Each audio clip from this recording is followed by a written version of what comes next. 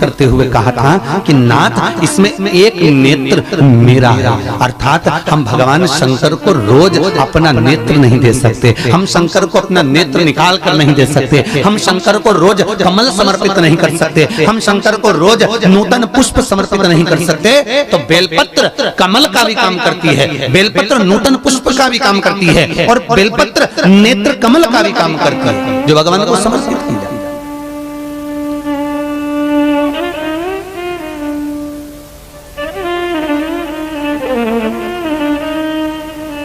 7 जगह का बेलपत्र प्रमाण।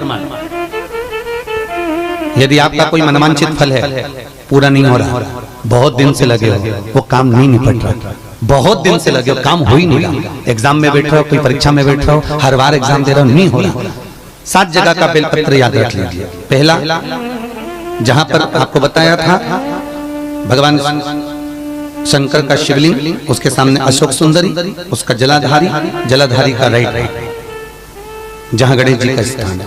पहला बेलपत्र गणेश जी के स्थान पर समर्पित करिए। अगर कोई काम नहीं हो रहा है तो उसको निपटाने के लिए, उसको करने के लिए, पूर्ण होने। दूसरा बेलपत्र कार्तिकेय के स्थान पर रखिए। तीसरा बेलपत्र अशोक सुंदरी की जगह पर रखिए। चौथा बेलपत्र जहां शिवलिंग रखा हुआ है उस गोल भाग पर माता पार्वती के हस्त कमल पर रखिए। 5वां बेलपत्र भगवान शंकर की जो 5 लड़कियां ऊपर है उस जलाधारी में डाल दीजिए। 6ठा बेलपत्र शंकर के शिवलिंग को समर्पित कर दीजिए। और 7वां बेलपत्र जाते जाते जब मंदिर के बाहर जो नंदी बैठा रहता है उसका एक पांव ऊंचा उठा हुआ होता है, उस पांव के पास रख दो और अपनी कामना नंदी के कानों में कहकर चले जाइए, आपका कार्य कुछ दिनों में सफल हो जाएगा। 7वां बेलपत्र समर्पण का भाव अर्जित करता है। फिर से बोलो 7 बेलपत्र। पहला गणेश जी का स्थान, दूसरा कार्तिकेय, तीसरा अशोक सुंदरी, चौथा पार्वती जी का हस्त कमल, 5वां बोलो जम के ऊपर जलाधारी, 6ठा शंकर का शिवलिंग और 7वां नंदी का उठा हुआ चरण। 7वां भगवान शिव को समर्पित। कभी कभी बेलपत्र के वृक्ष में से बेलपत्र 5 पत्ती का मिल जाता है, कभी कभी उसको लोग शुभ मानते कि हमको 5 पत्ती का बेलपत्र मिला, वो पंचाक्षर मंत्र का प्रतीक है।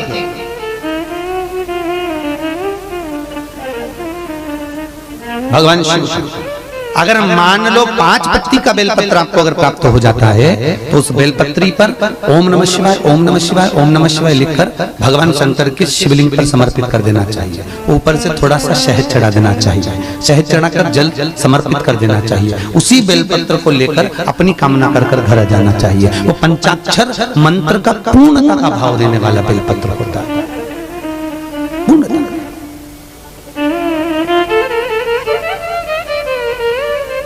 और पूर्ण नियमावली से, पूर्ण सुख से। जैसे छोटे छोटे बच्चों को माता है डांट कर डपट के भोजन कराती है, तुम देखा होगा। पहले के समय में तो बच्चे ऐसे ही प्रेम से भोजन कर लेते थे। आज के जमाने में तो जैसे युद्ध पे लड़ने जा रहे हो उतनी पूरी तैयारी करना पड़ती बच्चों को भोजन कराने से पहले। पूरी युद्ध की तैयारी, लाओ जैसी बच्चा आता है वैसी तैयारी। तू जेठानी बोलती है कि देवरानी से काम कर, तू बच्चों को खाना खिला दे, मैं रोटी बना लूं, मेरे बस बस। देवरानी कहती है तुम चिंता मत करो, तुम रोटी मैं बनाती हूँ अभी बैठती। और वो भोजन कराने बैठती और पाँव में दमोच के और बड़ी मुश्किल से मुंह में ठूस ठूस कर खिलाती है। और बच्चा खाता नहीं, फिर उसको मोबाइल देना पड़ता है, फिर वो चेक करता है, खेलता रहता है और उसके मुंह में निवाला डाला जाता है, टीवी चालू कर दी जाती है, फिर मुंह में कुछ खिलाया जाता है, फिर माँ दौड़ दौड़ के खिलौना देती है, कहीं बॉल से खिलाती, फिर खाना खिलाया जाता है। ऐसे बच्चों को इस तरह से खिलाने से कोई लाभ नहीं है, उसको कुछ मिल नहीं रहा, शरीर में कुछ लग नहीं रहा। उसके लिए केवल एक ही काम है, सोमवार के दिन कोई बच्चा जो चीज खाता हो वो चीज जो बच्चे को अच्छी लगती हो वो वस्तु वो भोजन एक पीपल के पत्ते पर, काय पर लेके जाना है, जम के बोलिए, पीपल के पत्ते पर रखकर शंकर जी को भोग लगा दो अशोक सुंदरी वाले स्थान पर। ठीक है, शिव जी पे से उसको घुमा लीजिए, ले आए जब घर पर आओ, घर के बाहर उसको देहली पर थोड़ा सा, देहली के पास में उसमें से थोड़ा सा निवाला फैला दीजिए, ठीक है। उस चीज को बच्चे को एक बार में खिला दीजिए। बच्चे को कभी अलग से ठूस ठूस के खाना खिलाने की जरूरत नहीं पड़ेगी, वो मुंह से मांग कर खाएगा, मम्मी मुझे भूख लग रही है, मुझे भोजन चाहिए। उसकी रुचि का है। तुम ऐसे ठूस ठूस के मार कर कूट कर अगर कुछ खिला रहे हो तो उसमें श्रेष्ठता नहीं, उसकी रुचिता होना चाहिए। और उस रुचिता में जो भोजन करेगा, उस रुचिता में वो जो रस लेगा, उसका सुख ही दूसरा, बस वो सुख महाराज। तो हमारा समर्पण भाव का होना चाहिए, बिना भाव का नहीं, बिना भाव। भगवान तुम्हारे चरणों में दो फूल चढ़ाने आया हूँ, भोलेनाथ तुम्हारे चरणों में दो फूल चढ़ाने आया हूँ, भोलेनाथ तुम्हारे चरणों में मैं तुम्हें मनाने आया हूँ, भोलेनाथ तुम्हारे चरणों में मैं तुम्हें मनाने आया हूँ।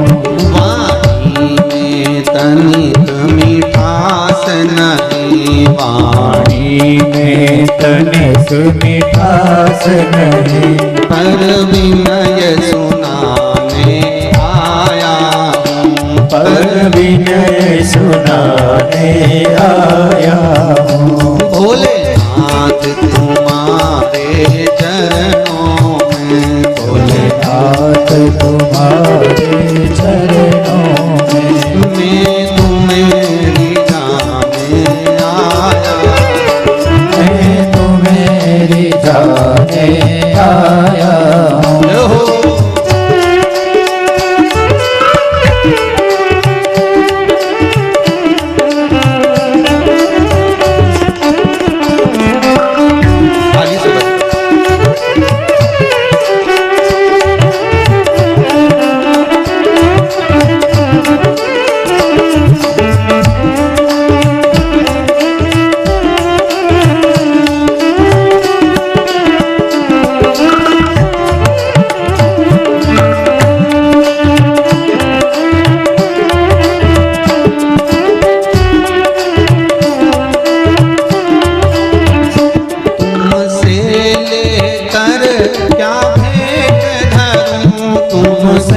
लेकर क्या भेंट धरूं, तुमसे लेकर क्या भेंट धरूं, तुमसे लेकर क्या भेंट धरूं। भोलेनाथ तुम्हारे चरणों में, भोलेनाथ तुम्हारे चरणों में, ओ शंभुनाथ तुम्हारे चरणों में, ओ शंभुनाथ तुम्हारे चरणों में। तीनों के दोनों प्यालों में, तीनों के